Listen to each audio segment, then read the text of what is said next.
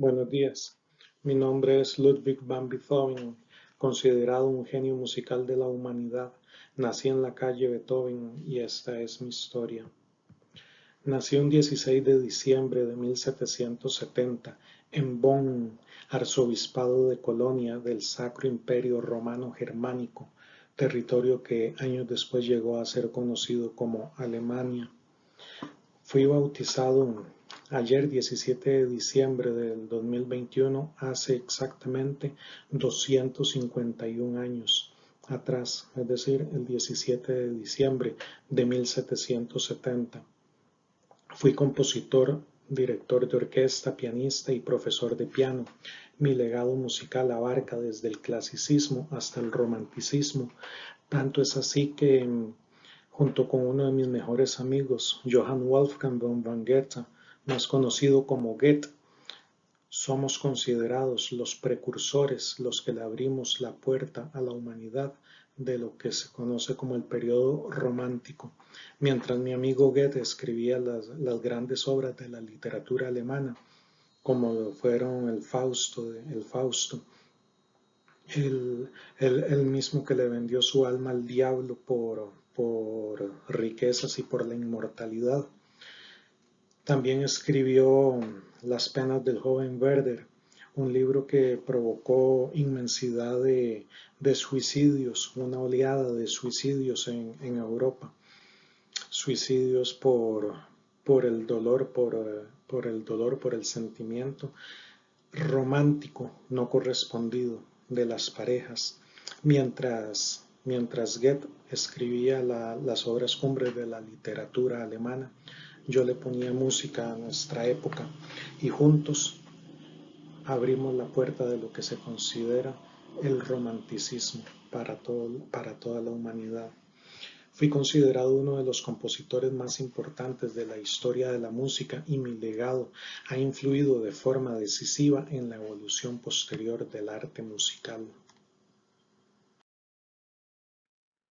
Mis padres eran sumamente modestos y en 1769 nació el primer hijo de ellos, quien fue bautizado como Ludwig Maria van Beethoven. Sin embargo, debido a la alta mortalidad de la época, falleció con solamente 6 días, a los 6 días de haber nacido. Un año después yo nací, el 16 de diciembre de 1770, y fui bautizado al día siguiente exactamente con el mismo nombre de mi hermano. Solamente me eliminaron el segundo nombre de María, quedando bautizado como Ludwig van Beethoven.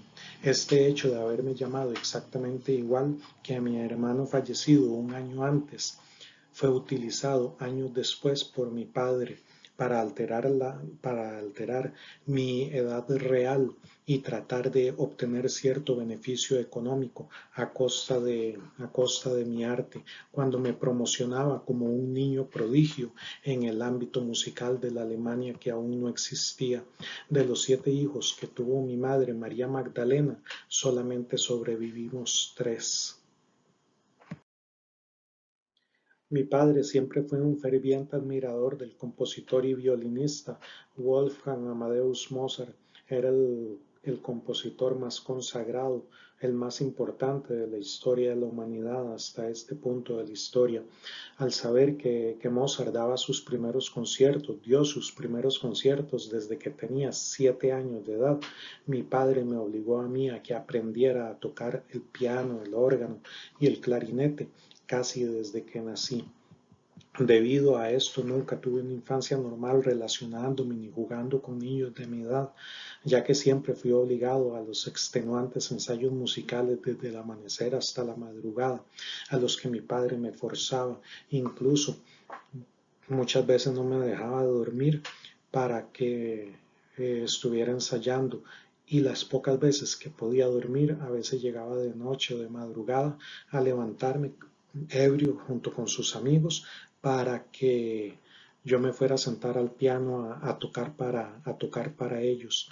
Entonces, básicamente desde que nací estuve ensayando más que todo piano. Como las prácticas eran hasta el amanecer, no tenía fuerzas para ir a la escuela y si asistía me quedaba dormido en las clases. Además, debido al alcoholismo de mi padre, él fue despedido de su puesto como director de orquesta de nuestra ciudad, es decir, de Bonn. Cuando cumplí los 7 años, di mi primera actuación en público. Eso fue el 26 de marzo de 1778.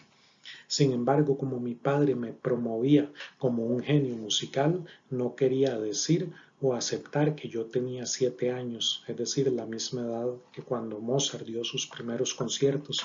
Entonces, él intercambió los documentos de mi hermano fallecido un año antes por los míos y así me andaba promoviendo ante toda la aristocracia alemana como un niño prodigio de 6 años, cuando en realidad tenía 7 años, y cuando daba los primeros conciertos. Este error incluso perduró toda mi vida, llevó a crear confusión hasta y dudas acerca de mi edad hasta a mí mismo. Sí, incluso llegué a fallecer creyendo que tenía un año menos de lo que en realidad, de la edad que en realidad tenía. Mis avances musicales fueron significativos debido a las jornadas extenuantes de ensayos que traía de meses y de años, sobre todo en la interpretación del órgano y la composición. Además, guiado por músicos experimentados como Christian Gottlieb Niffy, quien fue un profesor sumamente importante e influyente para mí, no solo a nivel de mi instrucción musical, sino que a nivel de mi educación en general, ya que él supo valorar inmediatamente el nivel excepcional que yo tenía, más que todo para la interpretación con el piano, además de transmitirme conocimientos musicales.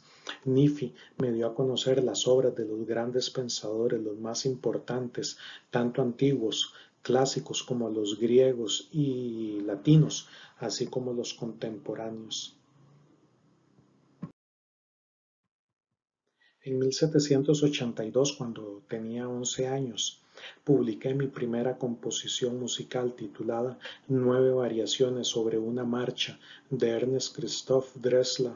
Un año después, Niffy escribió en la revista musical de Bonn acerca de mí, que si continuaba así como estaba iniciando mi carrera musical, me convertiría seguramente en un segundo Wolfgang Amadeus Mozart, que era el compositor más consagrado de la época.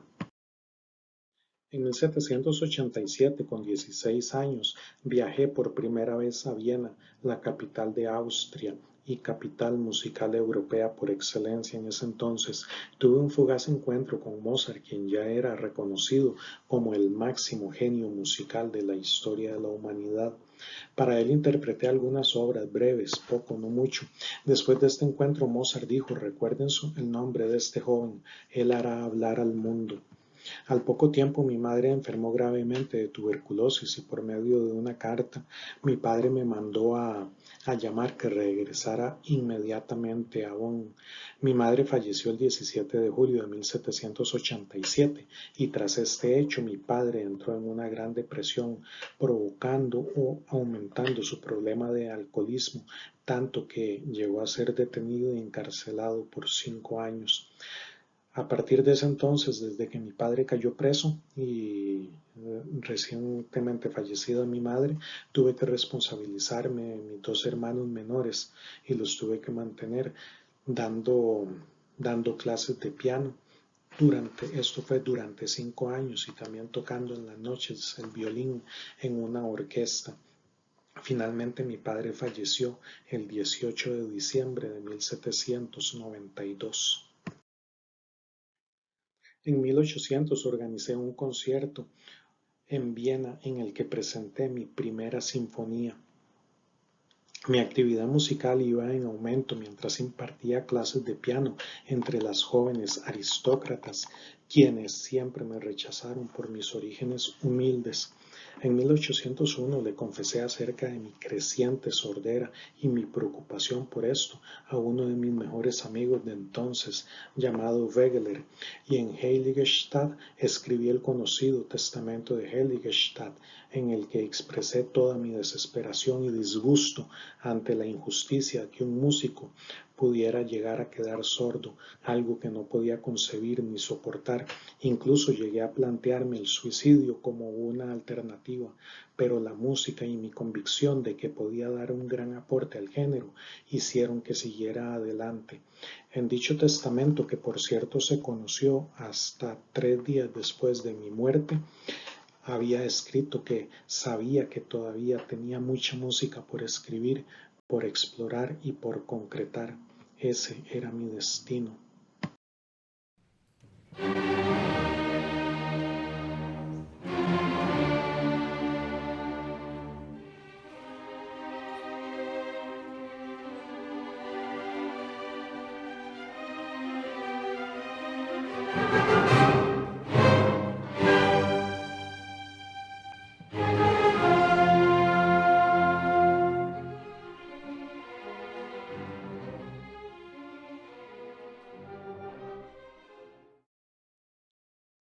Mi música inicialmente era fresca y ligera, sin embargo, esta cambió conforme yo iba cambiando, conforme iba adquiriendo más personalidad, iba adquiriendo más experiencias en la vida y cambió para convertirse en música épica y turbulenta que reflejaba los momentos históricos que se estaban viviendo en Europa, la Europa revolucionaria. Eran años en que las potencias monárquicas europeas se habían aliado para derrotar a la Francia revolucionaria en una deslumbrante campaña en el norte de Italia, en la que el ejército austriaco fue derrotado. Adquirió notoriedad alguien llamado Napoleón Bonaparte, quien se convirtió en ídolo entre todos los sectores progresistas y también ídolo mío en ese momento. Tanto es así que para esa época venía terminando de componer la sonata para piano número 8 llamada Patética y la sonata para piano número 14 llamada Claro de Luna.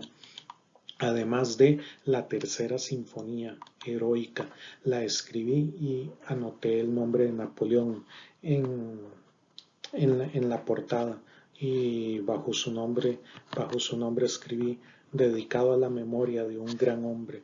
Sin embargo, cuando Napoleón se declaró a sí mismo como emperador de los territorios que había conquistado, ahí me di cuenta que era un tirano más que simplemente andaba en busca de la gloria personal y de riquezas. Entonces enfurecí tanto que pensé en romper la tercera sinfonía, la partitura de la tercera sinfonía. Al final de cuentas lo que hice fue borrar el nombre de Napoleón y de la primera página de la partitura, igual la dedicatoria, y finalmente la heroica se estrenó el 7 de abril de 1805. Muy pronto llegué a dejar de necesitar de los ingresos por conciertos menores o recitales en los salones de la corte para sobrevivir, ya que los editores se disputaban mis obras. Además, la aristocracia austriaca, avergonzada por la muerte en la extrema pobreza de Mozart, me asignó a mí una pensión anual. Esto ya que en su momento a Mozart no se le reconoció en vida el genio que era, mas no se le pagó lo que, lo que se merecía. Entonces murió en la extrema pobreza, tanto que fue enterrado en una fosa común. De hecho, no se sabe dónde está el cuerpo de Mozart, por eso mismo.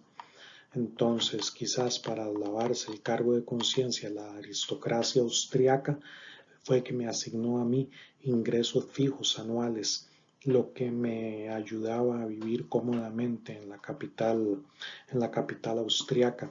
Debido a la pérdida de mis capacidades auditivas que cada vez se incrementaban más y más, me entregué a una febril actividad creadora mientras sufría las penalidades producidas por los desengaños amorosos.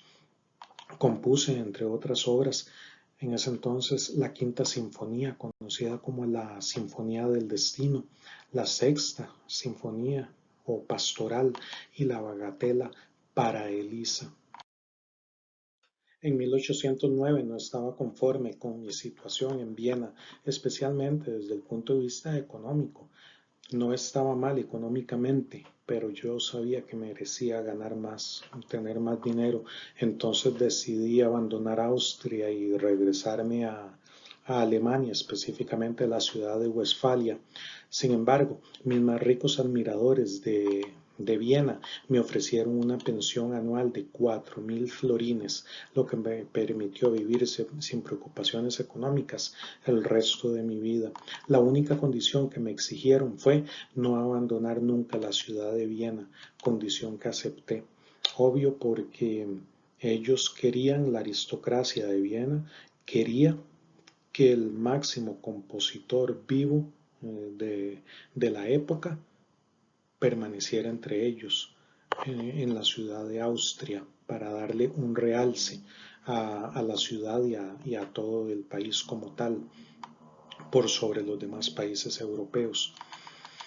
Dicha pensión me convirtió en el primer artista y compositor independiente de la historia, es decir, el primer músico que llegó a vivir de ingresos meramente obtenidos por su arte, ya que anteriormente músicos, los más consagrados, los más famosos como Haydn y Mozart, eran simples sirvientes en las casas de la aristocracia, formaban parte del personal doméstico y componiendo e interpretando según lo que sus amos les pedían cada día. Sin embargo, las condiciones de mi arreglo, en las condiciones que impuse, eran que me dieran completa libertad para componer lo que yo quisiera y cuando yo quisiera. Así, a su vez, conforme crecía mi fama, aumentaba mi riqueza, pero también aumentaba mi sordera, y avergonzado por esta, aumentaba mi ostracismo y ensimismamiento. Cada vez me iba alejando más y más de la sociedad. En 1816 realicé el primer esbozo de la Novena Sinfonía, cuyo cuarto movimiento fue inspirado en un poema del poeta alemán Friedrich von Schiller. Era la primera vez que se colocaba una voz humana sobre música, y no satisfecho con esto, no escribí a una voz, sino a 4 voces solistas más un coro de 120 personas. Es decir, era toda una orquesta tocando al unísono con 124 personas cantando de fondo en el cuarto movimiento de la Novena Sinfonía. Los últimos años de mi vida los pasé completamente aislado por la sordera. Me relacionaba solamente con mis allegados por medio de los famosos cuadernos de conversación que me sirvieron como medio de comunicación cuando ya estaba completamente sordo. La Novena Sinfonía fue terminada en 1823 y estrenada el 7 de mayo de 1824. Viena entera se volcó a las calles esa tarde. Muchos llegaban con ganas de verme luego de años de no salir de la casa, de admirarme y de ver el estreno. Muchos otros llegaron sintiendo lástima por mí, ya que decían que podía componer una persona que ya estaba completamente sorda. Y y yo les respondí de la única forma que podía responderles, con mi arte, con una obra musical considerada la obra cumbre de la humanidad.